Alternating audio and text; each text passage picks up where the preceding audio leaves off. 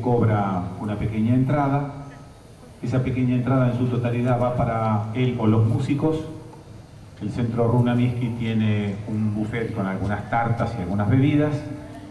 Y obviamente esto no alcanza, pero sí me parece una actitud interesante de parte de ellos, el facilitar este espacio para que los músicos vengan, hagan su música.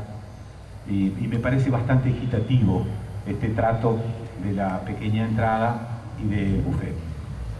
Esta noche vamos a ver si podemos descubrirle a un instrumento como el acordeón a piano algunas cosas que pocas veces le hemos escuchado.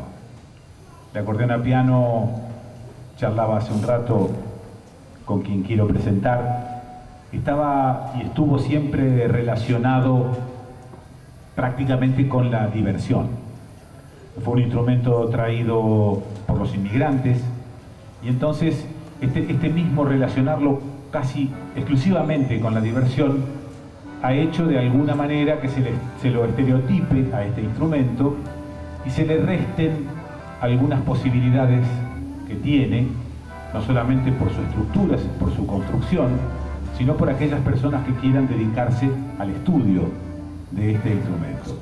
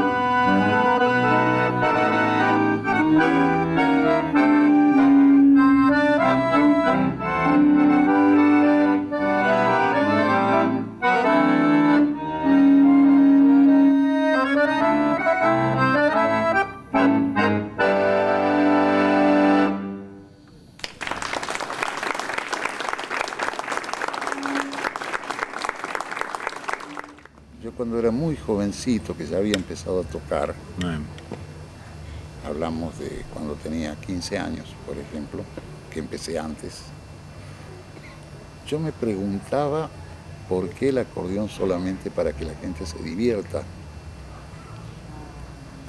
A mí me quedaba eso pendiente de que era un instrumento que daba para mucho más. Ajá. ¿Y por qué no teníamos los referentes? O no teníamos la información, o nadie sabía de qué se trataba. Claro.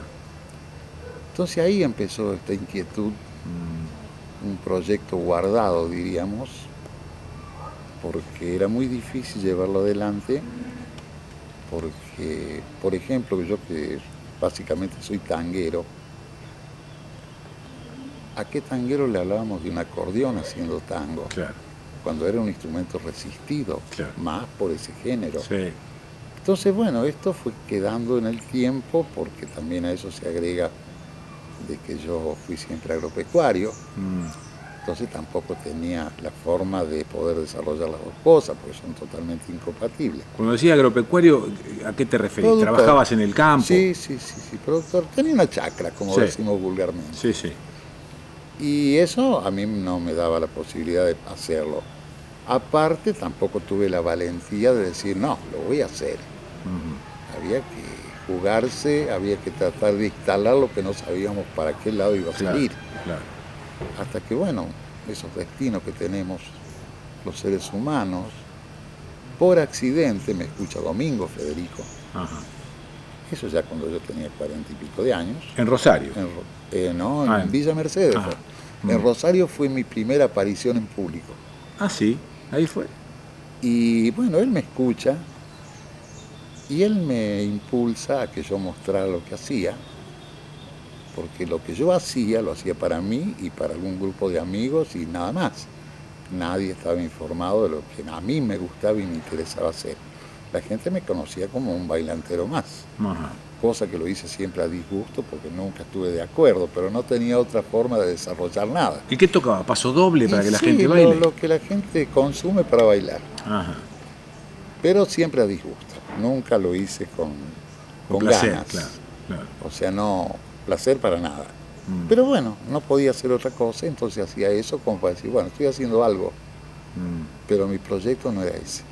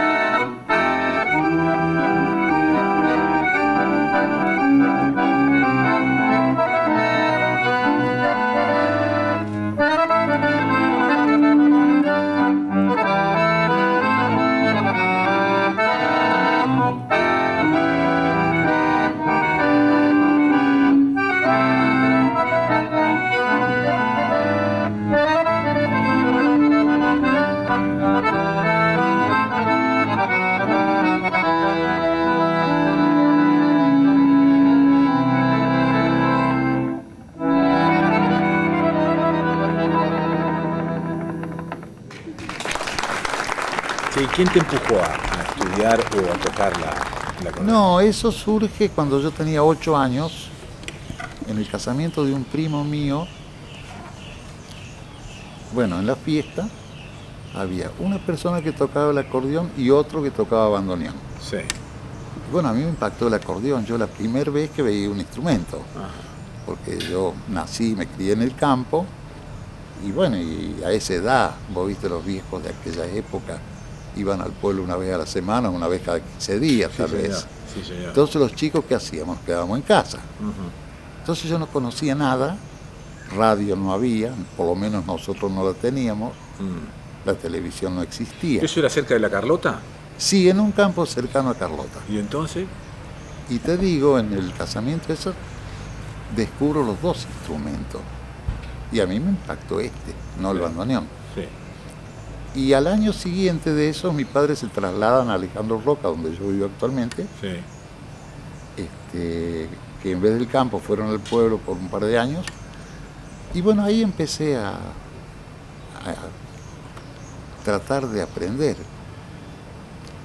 Y bueno, en aquella época era normal que el maestro, o llamado maestro, como le quieras poner, te daban un año de teoría y solfeo. Y recién después venía el instrumento. Ajá. Pero yo creía que era ir a aprender a tocar, ¿no? Claro. Que había que estudiar, no, nada que ver. Sí. No estaba en mis planes. Y después apareció teoría y solfeo. Apareció teoría y solfeo. Y durante ese año, mi padre me consiguió un acordeón prestado al principio. Ajá. Y yo empecé a sacar tus cositas, digamos. Empecé a investigar al instrumento. Y yo le pedí a mis padres que me dejara ir a los bailes. Me mandaban para una familia, amigos, parientes. Claro. Y yo me plantaba delante del escenario toda la noche. Y ahí escuchaba y después iba a casa Y tratabas y de ver empezaba cómo... a chapalear con los Qué temas que me notable. acordaba y los iba sacando. Qué notable. A mi manera, con los defectos lógicos que tenía en ese momento, Sí. que los tengo ahora también. Ajá. Sí. No has logrado superar. No. Y bueno, un día voy a dar la lección de teoría y solfeo. Y no sé, esas cosas que uno tiene y que no tienen explicación. Sale la conversación de que el acordeonista de la orquesta se iba al servicio militar. Ajá. Y en Pueblo Chico no había muchas opciones, no. En ese momento no había con quién reemplazar. Claro. Y yo no sé por qué me animé a decirle que yo me animaba a tocar. Y pero si todavía no te empecé a enseñar, me dice el maestro. Sí. No, pero ahí le conté, no, pues yo voy a los bailes, después en casa con un acordeón prestado que Señor. tengo. Sí, Bueno, sí. me hizo tocar y bueno, me puso. Así que a los 10 años con pantalón corto empecé a tocar en la orquesta. Está. Y no dejé nunca. Dejé después cuando ya se presentó todo esto. ¿Y eso, vos qué pensás que es eso? ¿Esto es algo que, como dicen algunos, ya estaba escrito, que vos ibas a apuntar para el acordeón? ¿Es una cuestión de talento natural? Sí, yo ¿Cómo creo lo que ves a esto? Yo creo que no hay influencias nuestras. Hay una influencia natural. Sí. A lo mejor... ¿Como algo que te empuja a eso? Sí, para mí fue una necesidad desde mis principios. Ajá. O sea, para mí el acordeón ya pasó a ser parte de mí mismo. Sí. Sí. Y yo creo que eso lo trae uno. No hay otras razones, me parece.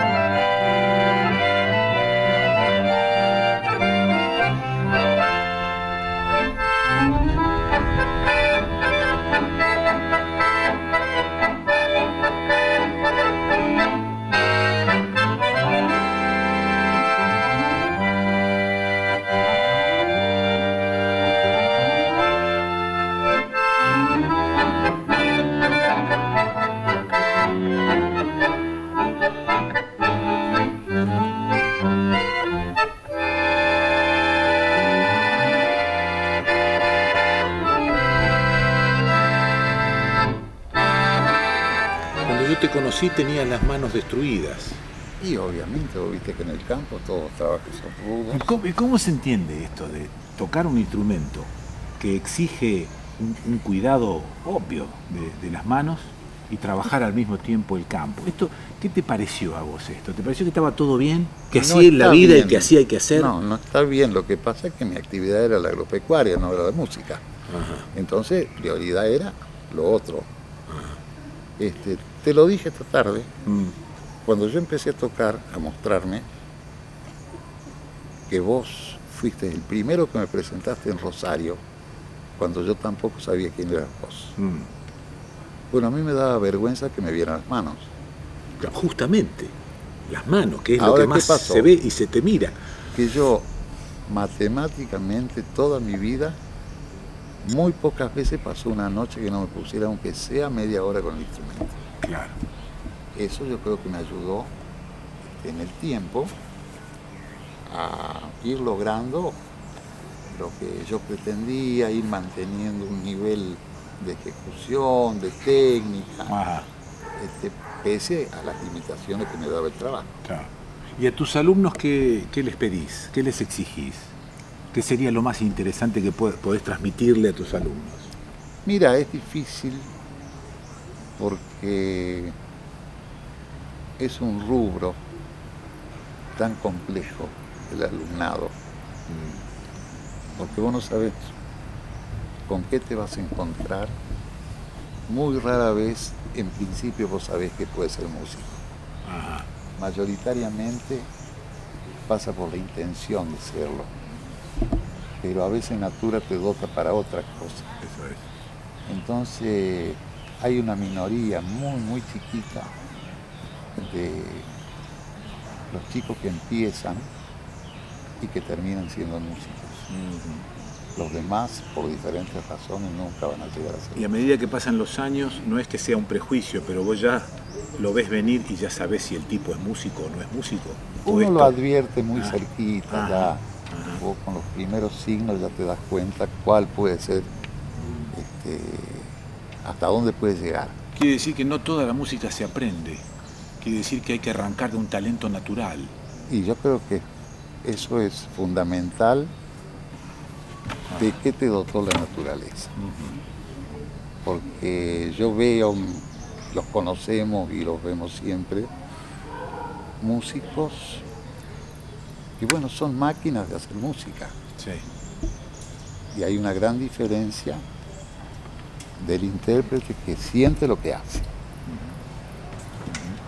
Y eso no te lo da otra cosa que la naturaleza. Eso es.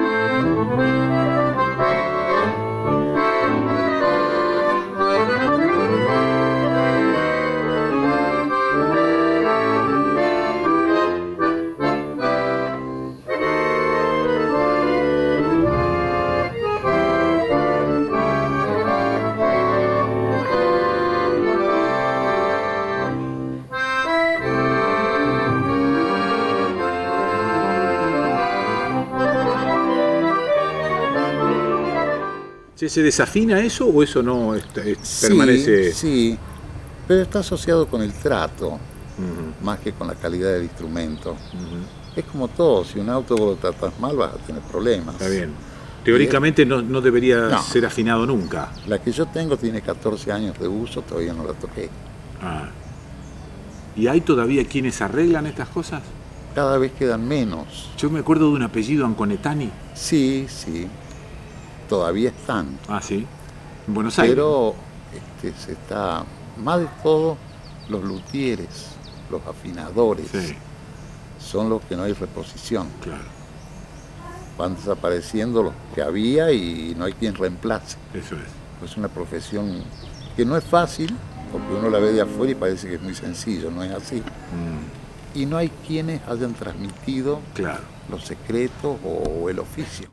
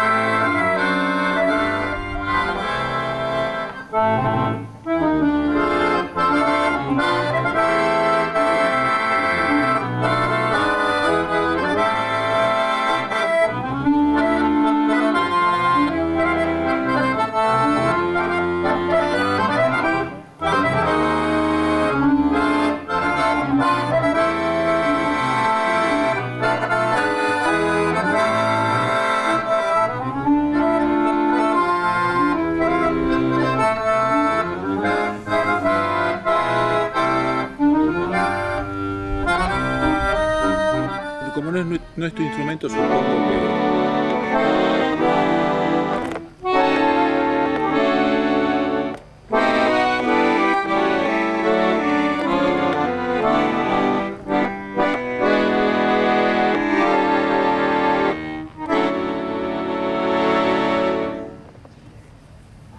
Mira vos, con la Excelsior.